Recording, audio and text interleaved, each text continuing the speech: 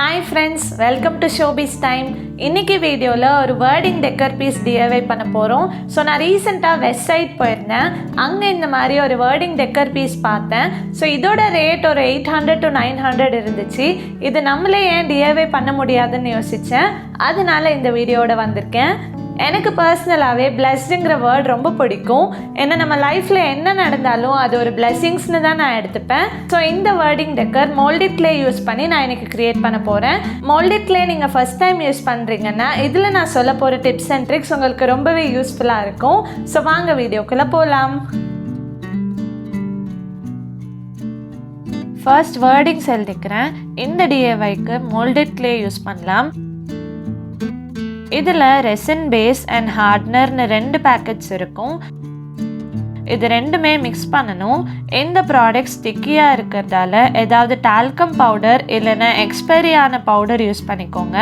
Clay form பண்ணுறதுக்கு resin base and hardener equal குவான்டிட்டிஸில் cut பண்ணிக்கோங்க. லைட்டாக பவுடரில் டிப் பண்ணிவிட்டு மிக்ஸ் பண்ண ஸ்டார்ட் பண்ணுங்கள். இந்த கிளே குவிக்காகவே ட்ரை ஆகிடும். ஸோ கொஞ்சம் கொஞ்சமாக மட்டும் மிக்ஸ் பண்ணி யூஸ் பண்ணுங்கள்.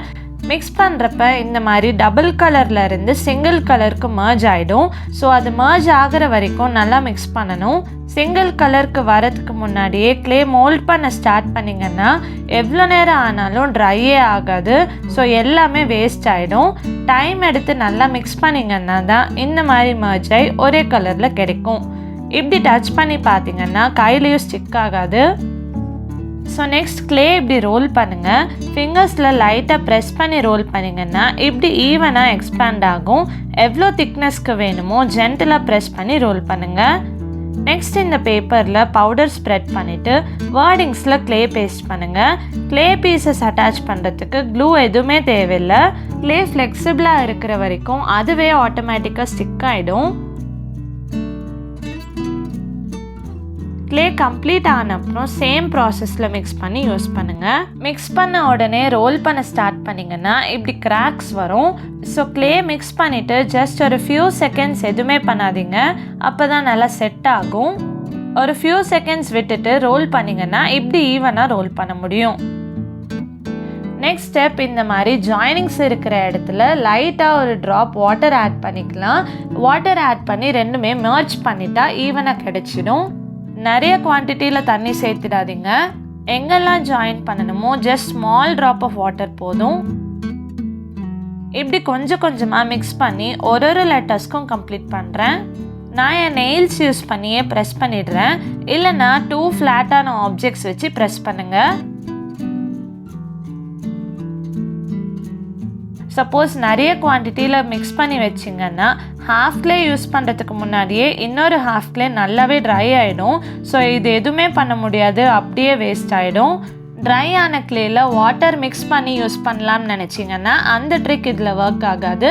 அதனால ஒரே டைமில் கண்டிப்பாக ஃபுல்லாக மிக்ஸ் பண்ணாதீங்க. ஸோ எவ்வளோ குவான்டிட்டி வேணுமோ அது மட்டும் மிக்ஸ் பண்ணுங்கள்.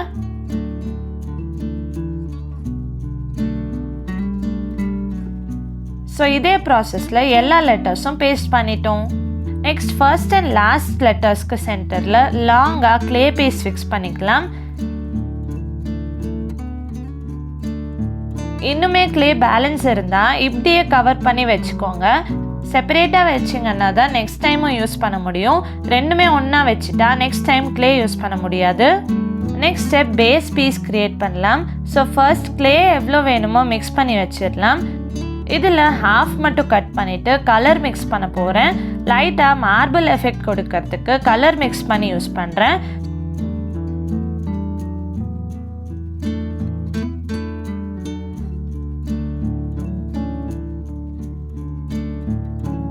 ஸோ பிளாக் கலர் மிக்ஸ் பண்ணி கிளே ப்ரிப்பேர் பண்ணிட்டோம். இப்போ 2 பீஸும் ஈக்குவல் லென்த்க்கு ரோல் பண்ணிவிட்டு இப்படி ரவுண்ட் பண்ணுறேன்.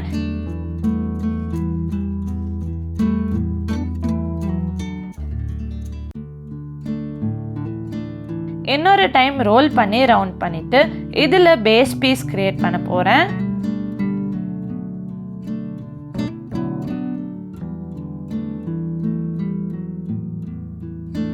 ஸோ ஃபர்ஸ்ட் ஒரு பிளாஸ்டிக் ஷீட் எடுத்திருக்கேன். இதில் பவுடர் டஸ்ட் பண்ணிவிட்டு கிளே ஸ்மூத் பண்ணுறேன். மார்க்கர் யூஸ் பண்ணி இப்படி ஃப்ளாட்டாக ரோல் பண்ணி விடுங்க. பேஸில் பவுடர் இருக்கிறதால க்ளே ட்ரை ஆன அப்புறம் எடுக்கிறதுக்கு ஈஸியாக இருக்கும். ஸோ இந்த மாதிரி ஒரு ரெக்டாங்கிள் ஷேப்பில் பேஸ் பீஸ் க்ரியேட் பண்ணியாச்சு. இதில் டபுள் கலர் யூஸ் பண்ணதால் மார்பிள் எஃபெக்ட் கிடைக்கும். நெக்ஸ்ட் வேர்டிங் பீஸ் இதில் அட்டாச் பண்ணுறதுக்கு 2 ஹோல்ஸ் கரெக்டாக மார்க் பண்ணிக்கிறேன். ஃப்ளெக்சிபிளாக இருக்கிறப்பவே எப்படி வேணாலும் ஆல்டர் பண்ணிக்க முடியும். ஸோ குவிக்காக ஹோல்ஸ் மார்க் பண்ணிடுறேன். நெக்ஸ்ட் இது ரெண்டுமே ஒரு 8 to 10 hours நல்லா ட்ரை ஆக விட்டுருங்க. அப்போ தான் ஸ்டோன் மாதிரி ஸ்ட்ராங்காக ஃபிக்ஸ் ஆகும். 10 hours கழிச்சு வேர்டிங்ஸ் ரிமூவ் பண்ணிடுறேன்.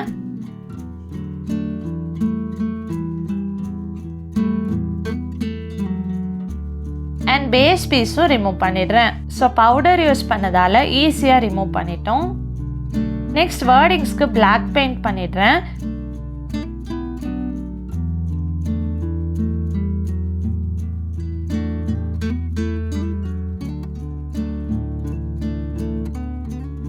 ஃப்ரண்ட் அண்ட் பேக் பெயிண்ட் பண்ணிவிட்டு நல்லா ட்ரை ஆன அப்புறம் வார்னிஷ் அப்ளை பண்ணிக்கிறேன். இது லிட்டில் பர்டியோட கிளாஸ் டெக்கர் வார்னிஷ். ட்ரை ஆன அப்புறம் கிளாஸி லுக் கொடுக்கும்.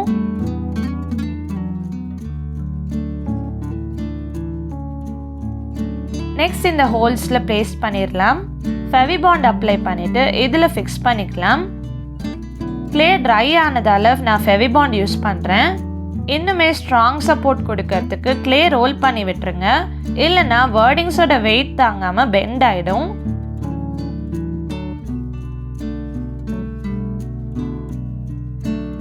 ரெண்டு சைடும் க்ளே ரோல் பண்ணி விட்டுட்டு இப்படி வால் கிட்ட வச்சுடுங்க.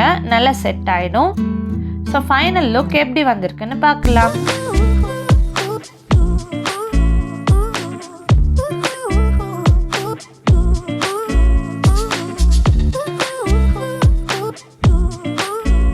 ஸோ இன்றைக்கி வீடியோ உங்களுக்கு யூஸ்ஃபுல்லாக இருந்திருக்கும்னு நினைக்கிறேன். உங்களுக்கு என்ன வேர்டிங்ஸில் வேணுமோ இதே ப்ராசஸில் டிஐவை பண்ணிவிட்டு டெக்கர் பீஸாக யூஸ் பண்ணுங்கள். அண்ட் இந்த 2023 எல்லாருக்குமே ஒரு பிளஸ்ட் இயராக இருக்கணும்னு விஷ் பண்ணிக்கிறேன். உங்களுக்கு இந்த வீடியோ பிடிச்சிருந்தா லைக் பண்ணுங்கள், ஷேர் பண்ணுங்கள், கமெண்ட் பண்ணுங்கள். அண்ட் ஷோபீஸ் டைம்க்கு சப்ஸ்கிரைப் பண்ணுங்கள். பாய் பாய்.